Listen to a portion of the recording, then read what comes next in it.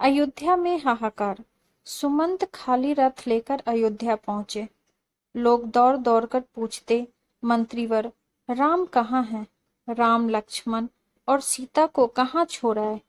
सुमंत नीची गर्दन किए बिना बोले ही राजमहल की ओर बढ़ते गए। उन्हें अकेला आते देखकर रानियां भी जोर जोर से रोने लगी। राजा ने भी पूछा, बेटा राम कहाँ है? पुत्री सीता ना जाने कैसी रहती होगी। राजा अनाथ की तरह रोने लगे। सुमंत ने भी रोते रोते सब हाल कह सुनाया। कौसल्या छाती पीट पीट कर रोने लगी। राजा दशरथ ने अपने अपराध के लिए कौसल्या से क्षमा मांगी। राम को अयोध्या से गए 6 दिन हो गए थे। तब से राजा दशरथ भी यूं ही पड़े थे। आधी रात होने को आई, तब उनका श्रवण कुमार के पिता द्वारा दिए गए शाप की याद आई। उन्होंने कौसल्या से कहा, एक बात मैंने तुमको अब तक नहीं बताई, आज बताता हूँ। हमारे तुम्हारे विवाह के पहले की घटना है। एक बार वर्षा ऋतु में सरयू नदी के किनारे मैं शिकार खेलने गया। उन दिनों शब्दवेदी वान चलाने का मुझे बड़ा शौक था। अंधेरा हो चुका था। एकाएक नदी में से हाथी के पानी पीने की सी आवाज आई। उसी को लक्ष्य करके मैं बाण चला दिया। तभी मनुष्य के तड़पने की आवाज आई। मैं घबराया हुआ वहां पहुंचा तो देखा कि एक तपस्वी बालक घायल हुआ कराह रहा है। पास में एक घड़ा भी पड़ा है। वह रोते रोते बोला, मेरे अंधे माँ बाप प्यासे उस आश्रम में बैठे मेरी राह देख रहे होंगे। कृपया कर उनके लिए पानी लेते जाइए। इतना कहकर उसने दम तोड़ दिया। मैं जल लेकर आश्रम में गया। मेरी आहट पाकर उसके बूढ़े माँ बाप बोले, बेटा श्रवण, इतनी देर कहाँ लगाई? मेरा जी लड़खड़ा रहा था। मैं डरते डरते बोला, मैं श्रवण कुमार नहीं हूं, अयोध्या का राजा दशरथ हूं। गलती से मेरा बाण उसे लग गया है और वो अब इस संसार में नहीं है। यह सुनकर वे करुण विलाप करने लगे। मेरे साथ वे नदी के तट तक आए।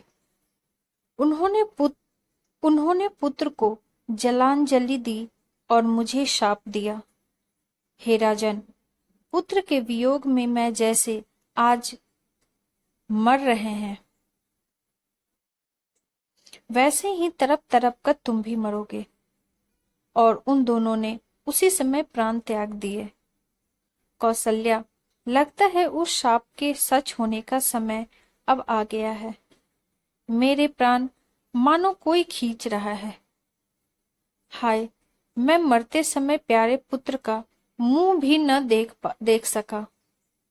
मैं बड़ा अभागा हूं, अपने किए का फल भोग रहा हूं।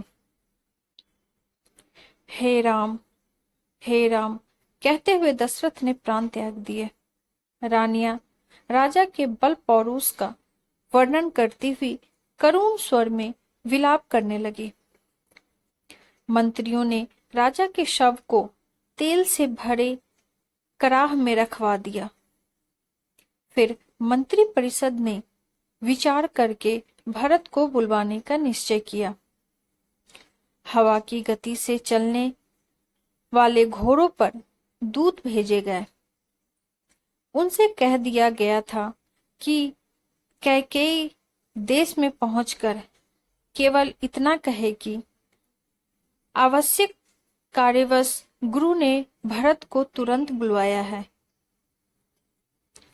ननिहाल में भरत का मन उचट रहा था। तरह तरह की बातें उनके मन में उठती थी। जैसे ही उनके दूत का संदेश मिला, वे नाना मामा के विदा लेकर शत्रुघ्न के साथ अयोध्या को चल पड़े। नदी पर्वत लांघते हुए 8वें दिन वे अयोध्या आ पहुंचे। नगर में चारों ओर सन्नाटा था। बाजार बंद थे। नगरवासी भरत को देखकर मुंह फेर लेते थे। भरत घबराए हुए अपनी माता के महल में गए और ननिहाल का कुशल समाचार बताकर पिता और भाई राम के बारे में पूछने लगे। कैकेयी ने हंसकर कहा, तुम्हारे पिता तो स्वर्ग चले गए। वे इस पृथ्वी का सुख भोग चुके थे। उनके बारे में चिंता न करो। भरत फूट फूट कर रोने लगे। फिर उन्होंने कहा, भाई राम कहाँ हैं? कैकेयी ने हंस हंस कर अपने वरदान तथा राम लक्ष्मण और सीता के वन जाने की सारी बातें कह सुनाई। वह बोली, बेटा भरत, मैंने तुम्हारे लिए ही सब कुछ किया है। अब चिंता छोड़कर अयोध्या की राज्य लक्ष्मी का भोग करो। भरत को माता पर बड़ा रोष आया। वे बोले, पापिनी, तूने यह क्या किया? इक्ष्वाकु वंश की तूने नाक काट दी। ऐसा ही करना था तो मुझे जन्मते ही क्यों न मार डाला। इस बीच राज्य के मंत्री भी वहां आ गए थे। उनके सामने भी उन्होंने कैकेयी को बहुत भला बुरा कहा। वो बोले, मंत्रियों, आप भी सुन ले। मेरी मां ने जो कुछ किया उसमें मेरा कोई हाथ नहीं है। मैं शपथ पूर्वक कहता हूं। यह कहकर भरत तुरंत ही माता कौशल्या के पास चल दिए और उनसे लिपटकर बच्चे की तरह विलख कर रोने लगे। माता ने उन्हें धीरज बंधाया। फिर वे भी पछाड़ खाकर भूमि पर गिर पड़ी। भरत ने माता को भी तरह तरह से सांत्वना दी। रात भर भरत पिता और भाई राम की याद करके रोते रहे। उन्होंने माता के सामने सैकड़ों तरह की सौगंध खाई और कहा कि जो पाप कर्म कैकेयी ने किया है उसका मुझे पता भी नहीं था। जिसकी सम्मति से यह हुआ हो उसकी बुरी गति हो। सवेरा होने पर राजा दशरथ का चंदन की चिता पर दाह संस्कार किया गया। भरत ने सब अंतिम संस्कार गुरु के बताए अनुसार विधिवत किया।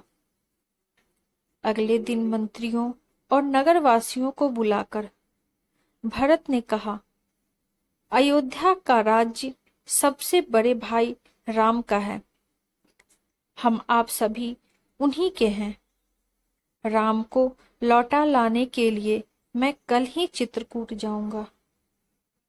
आप भी चलें, माताएं भी चलेंगी, प्रजा भी चलेगी और साथ में चतुरंगिनी सेना भी चलेगी। गुरु वशिष्ठ जी से भी मैं चलने के लिए प्रार्थना करूंगा।